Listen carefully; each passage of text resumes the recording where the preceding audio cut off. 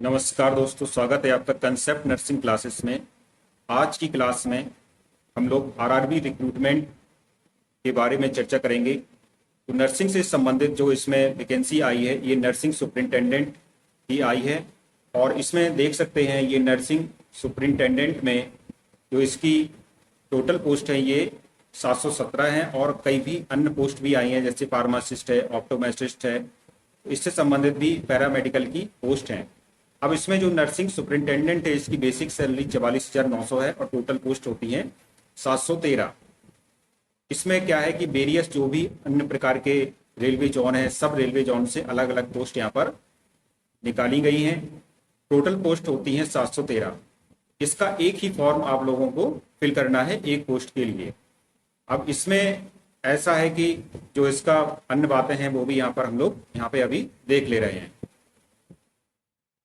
तो जैसे कि इसकी टेस्ट की बात की जाए कि टेस्ट में किस प्रकार से होगा, तो पहले तो क्या है कि ऑनलाइन टेस्ट होगा, ऑनलाइन होगा, सीबीटी होगा। और इसमें जो लिखा है only one online application is required to be submitted by the candidate. ठीक है, कंप्यूटर बेस्ड होगा और 90 मिनट का टेस्ट होगा, जिसमें कि 100 क्वेश्चन आएंगे और 120 मिनट्स का होगा पीडब्ल्यूडी। जो भी डिसेबल कैंडिडेट है उनके लिए थोड़ा सा टाइम इसमें बढ़ा दिया जाएगा, लेकिन नॉर्मली 90 मिनट का पेपर है और 100 क्वेश्चन आएंगे।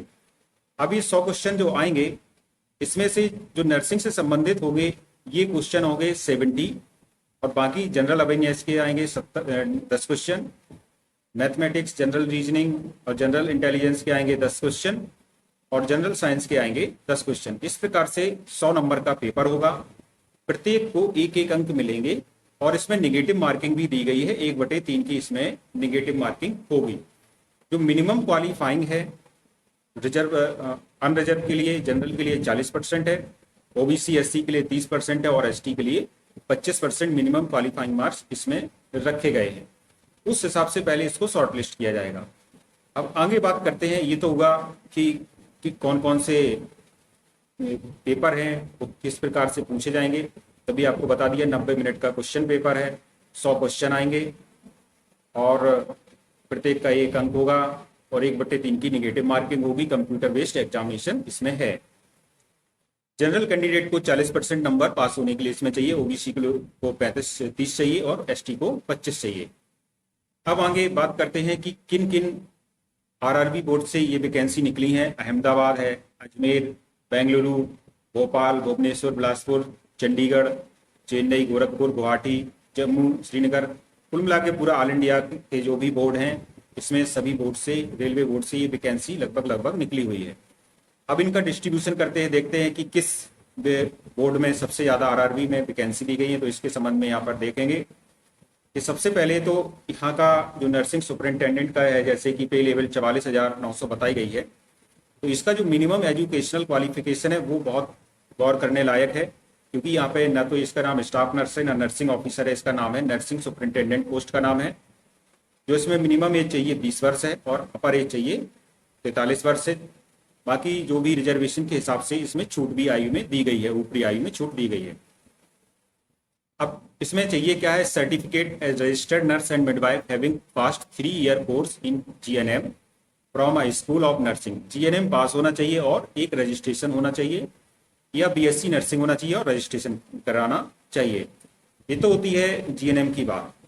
अब इसमें एक और चीज है, note the Indian nursing council has also laid down certain special concessions for the above courses in respect of auxiliary nurse midwives and B grade nurses by way of reduced course period etc.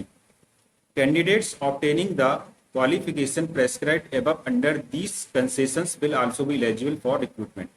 कुल मिला के जो भी इसमें जिनकी भी category लो है, लो means जिनका कोर्स भी कम वर्ष का हुआ हो, तो वो भी इसमें एलिजिबल है, ऐसा इसमें लिखा हुआ है।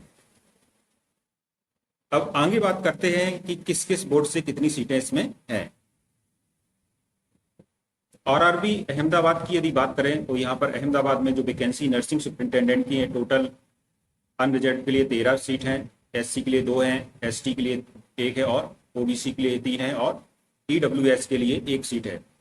इस प्रकार मेरा मानना है कि जो भी ओबीसी कैंडिडेट हैं, क्योंकि ओबीसी कैंडिडेट में काफी कंपटीशन भी होता है, तो यहाँ पर वो अपना अनरिजर्व में कैटेगरी में भर सकते हैं फॉर्म, क्योंकि यहाँ पर अनरिजर्व की सीटें ज़्यादा दी गई हैं। अब आगे चलते हैं आरआरबी प्रयागराज, जो कि बहुत बड़ा एक बोर्ड भी है, रिक्रूटमेंट बोर्ड माना जाता है। इसमें जो नर्सिंग सुपरिंटेंडेंट की जो टोटल पोस्ट होती हैं, इसके 3 भाग किए गए, लेकिन तीनों की मिलाकर के 7 हैं, 14 और 1 मीन्स देखा जाए तो 14 और 7 21 और 22 टोटल 21 पोस्ट होती हैं आरआरबी प्रयागराज के अंडर में, जिसमें कि DLW means diesel locomotive works में अनरिजर्व की 4 हैं, SC ST OBC की 1-1 सीट यहाँ पर डिस्ट्रीब्यूट की गई है। तो जो सीटें हैं ये इसमें जनरल में ज़्यादा हैं, तो जो भी कैंडिडेट ओबीसी के भरना चाहते हैं, जैसे इसमें ओबीसी की 0 सीट है प्रयागराज में, तो वो जनरल कैंडिडेट के रूप में इसमें फॉर्म अप्लाई कर सकते हैं। तो उनको अपना ओबीसी सर्टिफिकेट लगाने की आवश्यकता नहीं पड़ेगी, ना ही उसका जिक्र कहीं करना है, क्योंकि जनरल कैंडिडेट में कोई भी कैटेगरी का फाइट कर सकता है या भर सकता है। अब आगे बात करते हैं अजमेर की। अजमेर में जो नर्सिंग सुपरिंटेंडेंट की वैकेंसी हैं, ये टोटल ओनली केवल 7 हैं, ठीक है। इसके बाद बात करते हैं बेंगलोर में। बेंगलोर में नर्सिंग सुपरिंटेंडेंट की जो टोटल पोस्ट है अनरिजर्व के लिए 9 है, SC के लिए 5 हैं, ST के लिए 3 है और OBC के लिए 5 हैं, EWS के लिए 3 है। तो इस प्रकार से ये टोटल पोस्ट होती हैं 25, बेंगलोर में होती हैं 25। भोपाल में देखेंगे तो भोपाल में नर्सिंग सुपरिंटेंडेंट की जो टोटल पोस्ट हो रही हैं, ये हो रही हैं 18 पोस्ट, जिसमें वेस्ट सेंट्रल रेलवे और वेस्टर्न रेलवे 2 होते हैं, इसमें 2 पार्ट हैं। तो इसमें जनरल की सीटें देखेंगे तो 10 हैं, SC की 2 हो रही हैं, ST की 2 हो रही हैं और OBC की भी 2 सीटें हैं यहाँ पर। इस प्रकार से भोपाल में अभी सीटों का डिस्ट्रीब्यूशन किया गया है। नेक्स्ट भुवनेश्वर की बात करें तो भुवनेश्वर में कुल मिलाकर के केवल 5 सीटें हैं। बिलासपुर में यदि देखें तो नर्सिंग सुपरिंटेंडेंट की, बिलासपुर जो छत्तीसगढ़ में पड़ता है, तो इसमें नर्सिंग सुपरिंटेंडेंट की टोटल पोस्ट जो होती हैं ये अच्छी पोस्ट है, यहाँ पर 13 और 13 मीन्स ये 26 टोटल पोस्ट यहाँ पर नर्सिंग सुपरिंटेंडेंट की हो जाएंगी, जिसमें जनरल कैटेगरी की 10 सीटें हैं और SC की 4 हो जाएंगी, ST की 1 है और OBC की 7 होती हैं यहाँ पर सीट्स। यहाँ पर EWS की भी 4 सीटें हैं। इस प्रकार से बिलासपुर में सीटें अच्छी हैं, 26 सीटें हैं। नेक्स्ट देखेंगे चंडीगढ़। तो चंडीगढ़ में जो नर्सिंग सुपरिंटेंडेंट की वैकेंसी इसमें नहीं है और भी बाकी अन्य पैरामेडिकल कोर्सेज की वैकेंसी यहाँ पर दी गई है। अब बात करते हैं चेन्नई की। चेन्नई में नर्सिंग सुपरिंटेंडेंट की वैकेंसी सबसे ज़्यादा इस समय ऊपर से 58 हैं, तो जिसमें 21 जनरल, 14 SC, 7 ST और 8 OBC और 8 EWS की है। अब बात करते हैं गोरखपुर की। तो गोरखपुर में टोटल जो सीट हैं वो होती हैं 73। तो गोरखपुर में भी अच्छी सीटें हैं, जिसमें जनरल की 31, SC की 11, ST की 5 और 19 सीटें हैं OBC के लिए और EWS के लिए 7 सीटें यहाँ पर होती हैं। RRB गुवाहाटी की बात करें तो इसमें नर्सिंग सुपरिंटेंडेंट की 52 सीटें हैं और RRB जम्मू कश्मीर में नर्सिंग सुपरिंटेंडेंट की वैकेंसी, RRB नर्सिंग सुपरिंटेंडेंट की जो वैकेंसी है ये इसमें कुल मिलाकर के 4 पोस्ट होती हैं। इस प्रकार आगे देखते हैं कोलकाता में। कोलकाता में जो टोटल पोस्ट हैं इसमें 72 प्लस ये 53 और 2, 72 ईस्टर्न रेलवे और साउथ ईस्टर्न रेलवे और मेट्रो, इन तीनों में मिला करके इतनी पोस्ट होती हैं कोलकाता में। इस प्रकार से अच्छी पोस्ट है, सभी के लिए है। लेकिन यहाँ पर जो मेट्रो में है OBC के लिए 0 सीट है, बाकी जो ईस्टर्न रेलवे है और साउथ ईस्टर्न रेलवे इसमें 18 पोस्ट हैं, ये OBC के लिए हैं। जनरल के लिए 32 और 23 हैं। इस प्रकार से इसमें भी अच्छी सीटें हैं RRB कोलकाता में। RRB मालदा जो कि पश्चिम बंगाल में ही पड़ता है, इसमें नर्सिंग सुपरिंटेंडेंट की 22 सीटें हैं।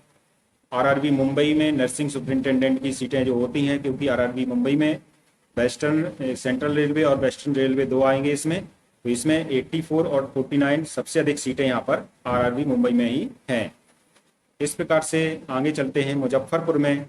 तो मुजफ्फरपुर में जो नर्सिंग सुपरिंटेंडेंट की टोटल सीट्स होती हैं ये 10 हैं और पटना में जो टोटल नर्सिंग सुपरिटेंडेंट की पोस्ट हैं वो 22 और 23 हैं। रांची में 13 हैं, जिसमें अनरिजर्व 6, SC 2, ST 1 और OBC 3 सीटें यहाँ पर दी गई हैं। इस प्रकार से जो भी स्टूडेंट इसका फॉर्म भरना चाहते हैं तो वो फॉर्म जल्दी अप्लाई कर दें, क्योंकि जितना जल्दी आप अप्लाई करेंगे बाद में उतनी आपको कम समस्या होगी। और इसमें आपको एक अपना आधार बेस्ड मोबाइल नंबर की इस फॉर्म भरने में ज़रूरत आपको पड़ेगी।